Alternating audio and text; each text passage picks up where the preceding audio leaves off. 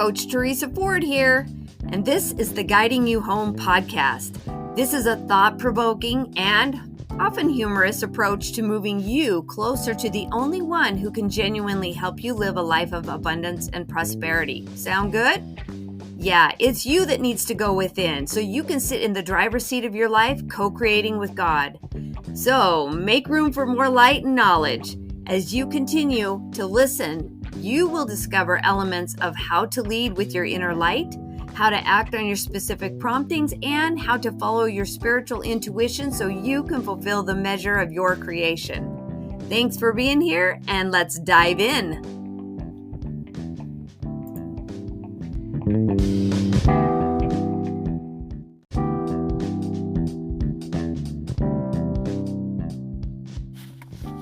Okay. So I'm in my car, truth be told, because sometimes when the inspiration hits, it hits. So I'm doing this episode, and it's called Being a Cooperative Component to Your Life.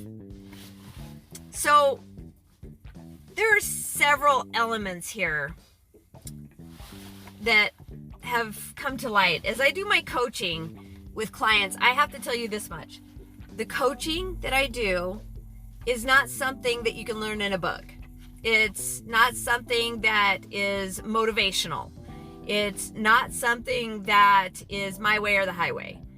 When I do coaching, I walk into every situation with a new client with open everything, open eyes, open mind, open to personal inspiration and revelation. Because when you do that, you are a cooperative component with the client, with what they need, because everybody's different, right? We're not all the same. We haven't had the same lives. We haven't had the same trials, hardships, challenges, etc.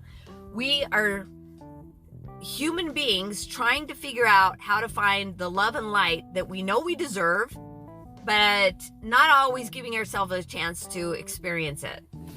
So being a cooperative component in your own life is huge if you want to experience the best life ever. And when I say the best life ever, I'm not talking about all the money and all the perfection and all the success and all that. I'm not talking about that, because we're not here to only have those things. Those things are a byproduct of getting out of our own way. So when we get out of our own way, we stop arguing for limitations and we start becoming a cooperative component to the life we said we wanted. So let's talk about this in driving terms. If you say you want to get on the freeway and go north to a very wonderful destination, you're like, this is my favorite place ever. You can do so many things there, or I feel so relaxed and rejuvenated when I go there, but it's in the north. But then every time you get on the turnpike, you head south. You keep exiting on the southbound lane, and like, oh my gosh, this is so frustrating to me. And it's odd, but even though I expect to go north, I continue to go south, and I'm disappointed every time that I don't land in this very wonderful place that I really want to go. So when we argue for our limitations, we are literally on the southbound lane. It's like, I can't, I won't, it's making up all the rules of why something can't happen, or why it hasn't happened, or why it won't happen. You're like, I can't have a relationship because I don't want people to know this deep, dark secret in me, or I can't have the job I want because I don't have enough experience, or I don't have a resume or a schooling or certificates or PhDs that everybody else has. Like, you argue for your limitations on so many levels. And so that is going south. But if you're going to be a cooperative component to the life you said you wanted, to the things that you feel are missing in your life, because there's two things in life, right? There's what's wanted and the absence of what's wanted. So if you're always looking at the absence of what's wanted, you're arguing for your limitations. You're driving away from your destination. You're going in the polar opposite direction. Maybe we're going lateral to it, but you're still not getting there. The times that we really recognize in our lives that we're super unhappy, it's usually because we're really going in a polar opposite direction of where we said we wanted to go. We're like, ooh, I would like to have a loving relationship and it's healthy and it's well, and I would love to have money in the bank so I have the freedom to take trips and go where I want to go and help people I want to help, and I can buy a new car because new leather smells amazing, and I want to build a house because the smell of a new house is amazing. Like, we want all these things, and it could be amazing, but we're finding reasons why we don't have the money. We talk about our money like we don't have enough, and it's not going far enough, and it's not coming fast enough. And we talk about a relationship. It's like, well, they need to change so I can feel better. They need to love me more. They're always angry. They're not giving me the attention and the validation that I need. Like, wow, we really go to these dark places. Now, I am talking from absolute experience. There's no finger pointing in the coaching that I do, because I will pull up every instance where these things are true. And we have to get out of our own way. We have to remove these negative thoughts. I mean, there were so many times when I was like, love is for everybody but me. Why did I think that? Well, it was because the story that I grew up in, I grew up with a mother who was physically abused and emotionally neglected enormously. She grew up in the Great Depression, so there was a lot of deprivation in a lot of different ways. But her father was an alcoholic, and her mother was an avoider. Her mother feigned ill just for the sake of avoiding an alcoholic husband and the damage that he was causing in the family. So my mom grew up with this training, the conditioning of her life, where she was like, I'm not loved, never was, nobody loves me, and I'm going to prove it. It's so interesting that we argue for our limitations, and we're like, well, I'm never going to be like my mother. I'm never going to emotionally neglect my children, and I'm never going to be like my father. I'm never going to physically abuse my children. And we spend our entire lives trying to prove them right. Like, we try and make our conditioning or arguing for our limitations a true story. We're like, so she married an alcoholic, and she lived the life of her parents, basically, and she put her children in harm's way. And even though she was still trying to overcome all the trauma from her past, she never really became a person who understood her own worth and understood how loved she was in spite of her parents' pain. Well, guess what? She broke the patterns in some ways. She did better than her parents. She wasn't an alcoholic, even though she was a codependent, and she tried to tell us often that she loved us, even though sometimes her words and her actions did not match. Well, my conditioning from a person like that, who was completely lovable, like she was a songbird, she was a creative, crafty person, she was a horticulturist. Like, if she had found a profession in her life that really brought her deep joy and satisfaction, she would have just been a greenhouse grower or a horticulturist or a flower shop owner. Like, she would have done something with plants. But I saw these things in her. I knew who she really was, and she would just sing when she was happy, which was rare. And mostly she would sing when she thought nobody was listening, because she was ashamed. She just told herself she didn't sing well, and she had a beautiful natural voice. She never took lessons, but she carried a lot of that shame with her. Well, I'm telling you this story, not getting lost in my own stuff, but I'm telling you a story because that was handed down. That legacy was, I'm not loved. And, parents don't have to say anything about how they feel about themselves. Kids will pick it up. They just know. Like, mom doesn't love her. And then I'm like, as a little child, was like, oh my gosh, my mom's in so much pain. I want to make her feel better by picking flowers, drawing her pictures, giving her random kisses. I wanted to show her how loved she was, but my love was rejected every time. She's like, nobody loves me. Nope, stop it. Nope. It's like, oh, you did a good job, but no, it wasn't because you loved me. It's because you drew a nice picture, right? She would just reject it. And so I grew up with the same mentality of I'm not lovable. So I married somebody who was very disconnected. Nice guy, really nice guy. Like, I'm not throwing him under the bus in any way. He grew up, he had a hard life.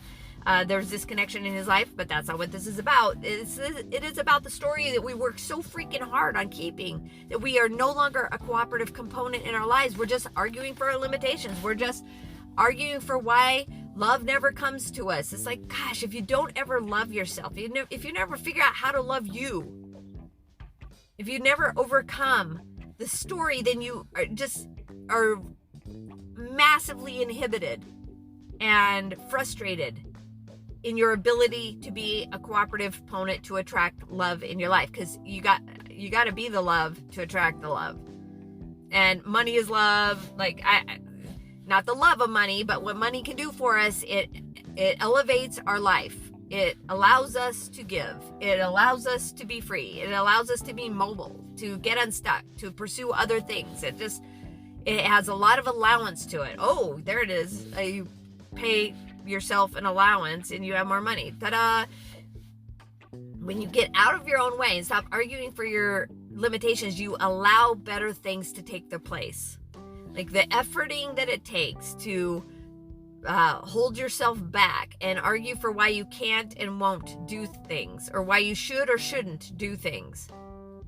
Notice NOT, a derivative of NOT, a contraction at the end of should, could, would, is how you're arguing for your limitation. I don't want to be in a relationship that is struggling. There it is. Don't. NOT. Arguing for your limitation. That there's no way you can be two things at once. You can't be a cooperative component and I will allow. I will pursue. I will overcome. I will learn. You can't be in the I will state of mind where you're allowing all the good things to come to you and you're allowing yourself to be a cooperative component to the good stuff in life if you're still talking about what I won't and I can't and I wouldn't and I shouldn't. Can you see that? Like, can you see that there is a definite contrast in your language about what you argue for? Because you just don't hear people going around arguing for their possibilities. You don't hear people like, I love having contrast in my life because it teaches me so much about what I don't want so I can go towards what I do want. I love having a moment where I'm like, woo, I don't like that. So if I don't like that, what do I like? Ooh, I am going to pursue good thoughts, inspiration, fearlessness, like the things that matter. I'm going to pursue love and light and intelligence and wisdom and intuition and impulses and discernment. I love that stuff. It comes into my life and I grab it and I run with it. Like, that would be arguing for your possibilities to grow, to be in love, like in the state of love. What does love do? Love does good things. Love does all possibilities. Love is a cooperative component to what you want. I won't, couldn't, shouldn't, wouldn't, can't. Those are limitations and they're not spawned from love. They do not come from a loving, open, cooperative component place. They come from limitation. If you want to be a cooperative component, you must use the language that a cooperative component would use. So it's kind of like, I started a new job and it's team oriented and we all bring something to the puzzle and we all have a part to play and we all have different skill sets. So, a whole variety of skill sets as a whole makes one really well-oiled machine. Like, I signed up for it. I'm all about it. But then you get into this job and you don't like the way one of the team players is doing their job. So you focus on their faults and how they're not they're not communicating with you well, and they're not talking about their position in a way that is clear, because they're kind of all over the place. They're messy. They're trying to do a little bit of everybody's job, and they're not. And so that's what you focus on. You're not focusing on your ability to communicate with them so that the communication becomes clear. You're not focusing on the possibilities of how you could work with a person on the team, because you're not being a teammate. You're not doing that. You're focused on their issues, not yours. Right? So being a cooperative component is an inside job. It's what you need to do for you. It's how you show up and you improve the environment. You don't wait for other people to improve it, and you definitely don't focus on what's wrong with them. You see this in relationships? Can you see this in money terms? Can you see this in your ability to connect with your higher power? Can you see this in your freedom, the things you want to do with your free time? Can you see whether you're focused on the problem or the solution, that you're arguing for the limitation because of somebody else or some external source that you're like, that's just never going to be okay with me, and I hate the way that's turning out and how hard it is for me? Like, are you doing that, or are you like, oh my gosh, this is the best thing that's ever happened, because I definitely know more about what it's like to be on a team, and I am having to rise to the occasion. Like, that's kind of the point I was saying at the beginning of this episode about being a cooperative component. Is like, if I was a coach that showed up with a client, is like, hey, here's the method and the protocol, they'd be like, but that's not working for me because we're not talking about me specifically. It's like, right.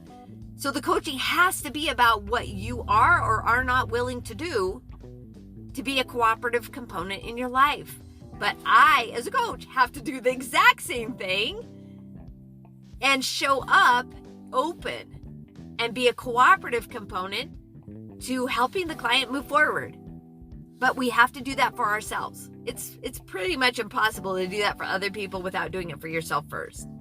You have to be a cooperative component. So if you're looking for purpose, if you're looking to grow or make a contribution in your life, those are the things that are going to bring you the most satisfaction. But you have to be open to it. You have to do it for you first before you can help out there in the world.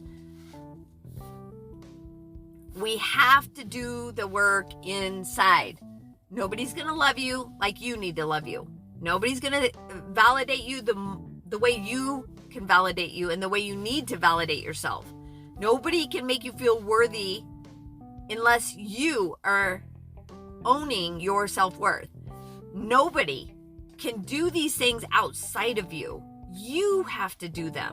You are the one you've been waiting for. You must be a cooperative component. If I had not taken the opportunity in my life to realize that I didn't want a relationship where he was disconnected and I was left to feel more like the story that my mother was telling me about not being loved, or that I wasn't lovable, and for some strange reason, like, who's not lovable? Everybody's lovable. They may not act lovable because they don't really know within themselves, but everybody is deserving of love. Every single person that comes into this world has the possibility of being loved completely by themselves. Sometimes we call it coming to Jesus. We're like, well, Jesus loves me, even if I don't. All right. However, we have to get there. But when you just step back and stop working so hard to show yourself all the ways that you're not being successful, and that that people are withholding love from you, and that you don't have the money that you want and that everybody else has, but you can't seem to get hold of. Like, when you stop arguing for that and just sit still for a second, take a breath, and just get in the back seat. Stop trying to drive the car and demand and command from the driver's seat. Just go for a ride. Just relax in the back seat. Then maybe you'll stop getting on the southbound lane. maybe you let your higher power drive, and you just, like, hands in the air, put your seatbelt on, and just look out the window and just see where life can take you. You just ease up on this pedal to the metal, hardcore southbound attitude, and just let the universe, take the wheel. Jesus, take the wheel, you know? Just maybe you'll find yourself northbound and it'll feel like relief. It's like, whew, it's nice to be going north for a change, because I really do want to get to this nice, easy, relaxing, beautiful, restorative place. I want to go there. But, you know, if you're jerking on the wheel every time it comes to the southbound lane, we're just not going to get there. You got to let go. You got to relax. You got to stop working so hard at making things happen, because that's not cooperative. That's just, you know, a maverick running, you know, bulldozing their way through life. You know, that's ControlZilla, burning down houses, spreading shame. Just be easy. Talk about the possibilities. That's what true health looks like, is the possibilities. Talking about the possibilities. Watch your language, and know that what you hear yourself saying is for you. Even when you're talking to somebody else, you're talking to you. You're talking to yourself. Another example. This is not to throw my father under the bus, but he struggled. He just didn't know how loved he was. He was given up for adoption by his birth mother, and he was adopted by parents that wanted a boy or a girl. So he felt like he had been rejected on 2 levels. Pretty big, right? That's pretty monumental. If you don't ever find resolve for that, you walk around struggling, wondering why you're so unloved and that you didn't deserve to be loved in this life. Well, I had a brother, a half brother, who had schizophrenia, and he struggled his whole life, and his biological father was a real crumb bum. He was somebody that was on the struggle bus his whole life. He was an alcoholic. He had nothing really to contribute to the world, because he just didn't want to look at his own pain. That was too painful, so instead he caused pain in other people's lives. So here's my brother, who his mother, my mom, chose to remarry, and pretty much threw her first 2 children under the bus, and it's like, well, she married a man who didn't want them in his life, in his household, so he pushed him out of the nest quite early. And so my half brother had to go live with his alcoholic father and his new wife, and it was just turmoil. So it's like nothing good was happening there. And my brother, who was the sweetest, nicest, kindest, most gentle person in the world, very talented, high IQ, an artist that was well beyond his years. Not even the college professor who took a look at his work said he could teach him anything, because he already was well beyond what the professor could do. So he had all this going for him, but he was a schizophrenic, right? So he had just constant struggle in his life. But I remember this occasion. Okay, this is personal on a big level. This is really transparent of my background. That was my challenge to overcome, right? But I was like, absolutely, we're not gonna repeat these patterns. My brother was sitting in a chair in our living room, and my dad, who was just on his high horse, basically expounding upon his own pain. And he said something. This is a memory that I had yesterday, just so you know. Like, this is pretty raw and recent. It's not that I had a memory of the incident, because I've remembered that for a long time, but what I didn't know and didn't see clearly was what was truly happening in that situation, because I've always kind of harbored a lot of pain for my brother, because it just felt like no one ever loved him, and I just felt so sorry for him. And so I tried to love him as much as I could, but you know, that's when somebody doesn't love themselves because they've been taught that they're unlovable. It's very hard for them to accept other people's love, right? And my mother never accepted my love, and so I felt like there was something wrong with my ability to love other people. So I learned to try really hard to love other people and to be loved.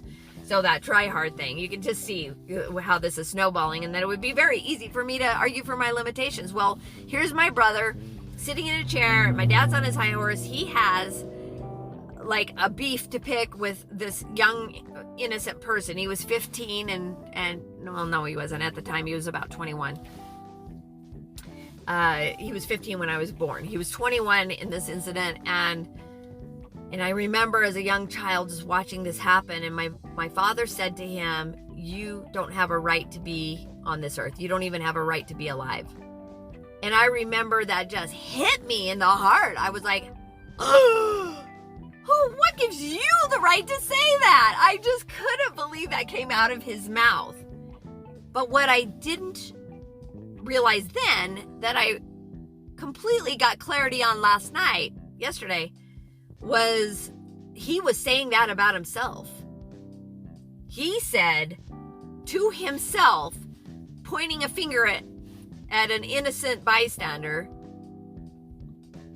"You don't have a right to even be alive." That is the level to which my father felt unloved, unbelonged, unclaimed, disconnected, arguing for his limitation. He was adamant about not being a cooperative component to the love he sought. He disallowed himself to feel loved on probably the deepest levels. His fear that he was going to be alone in the eternities after this life, like death, was massively scary to him, because he felt like he would not be loved, he would be disconnected, he would have nobody, he would just be in oblivion, by himself, lone man in the wilderness forever. Because he did believe in an afterlife, so he didn't believe he would just be dust. And so his greatest fear was that he would be unloved for eternity, infinitely. Like, oh my gosh, the fear there is intense. And here he was, pronouncing his greatest fears, arguing for his limitations on an innocent bystander. Well, I'll tell you this much. My brother, he was golden. He heard what my dad said. I don't know how much he internalized it, because I think maybe he wasn't checked out, or maybe he was checked out, or maybe he wasn't listening because of the schizophrenia, I hope. But it didn't seem to affect him, at least not beyond what schizophrenia had already done and would continue to do for the rest of his 56 years. Can't remember.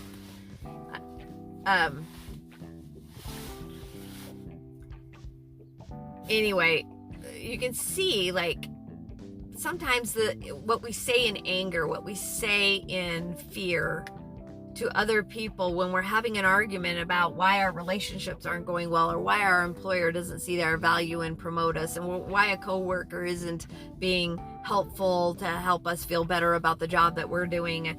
Like, listen to what you're saying, because that is a huge clue as to whether or not you are being a cooperative component to the life you said you wanted. It's a totally different topic or discussion for us to talk about how to turn that around. But the beginning is awareness. The beginning is, what am I saying? What am I doing that is keeping me from the things that I want in life? You got to be a cooperative component to the things you want. And if you're just talking about the things you don't want, then that's what you focus on grows.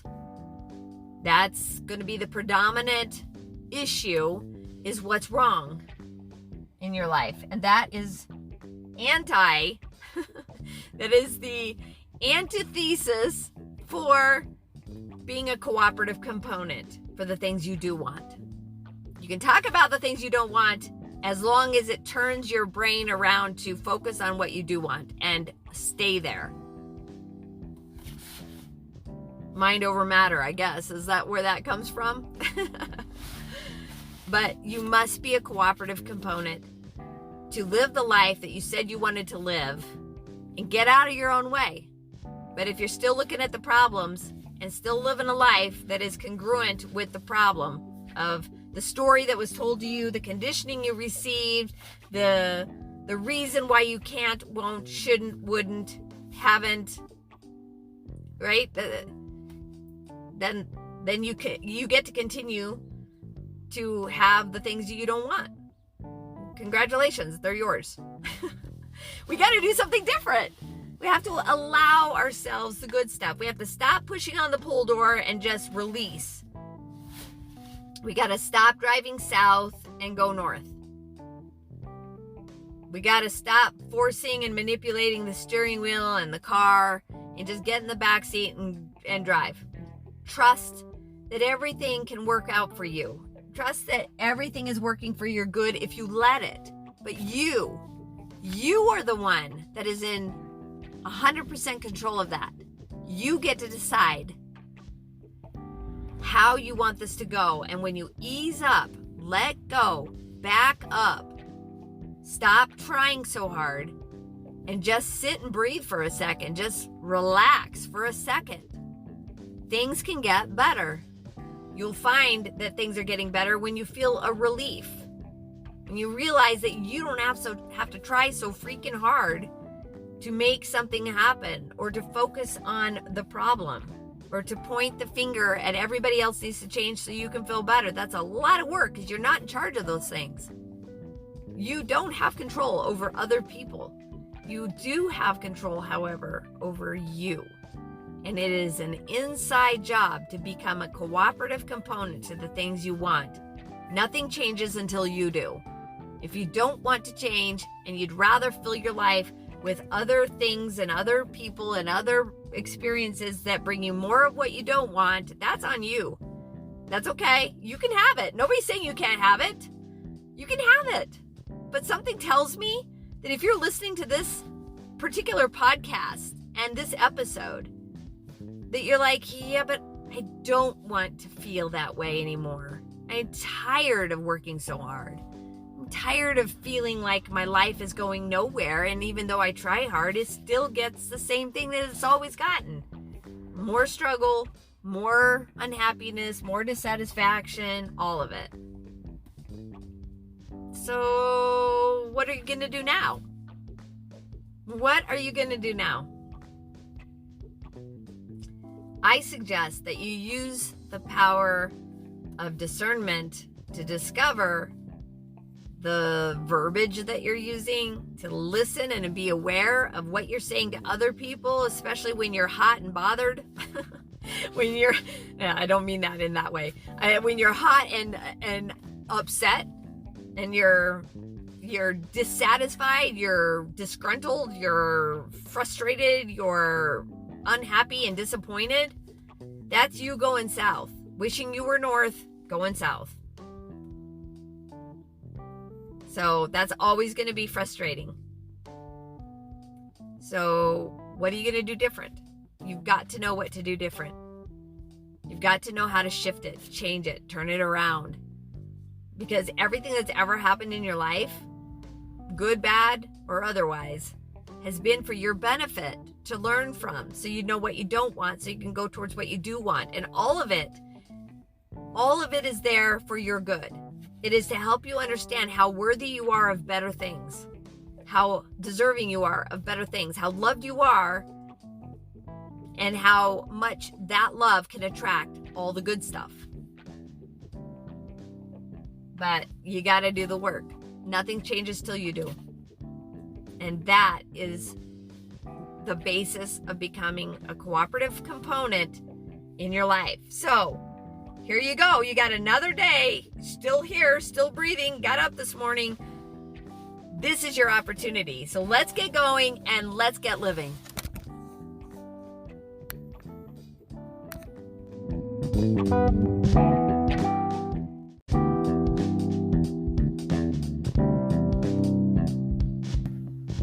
Thanks for listening. I invite you to leave your feedback and share your aha moments as you listen to this podcast. Also, you can access more information or any of the programs, courses, or worksheets that I've mentioned on these episodes on my website at teresaford.life. Or what I would really love is for you to connect with me on Instagram at teresaford.coaching and on Facebook at Coaching with Teresa Ford, so I can give you more interesting insights and further coaching to help you fulfill the measure of your creation.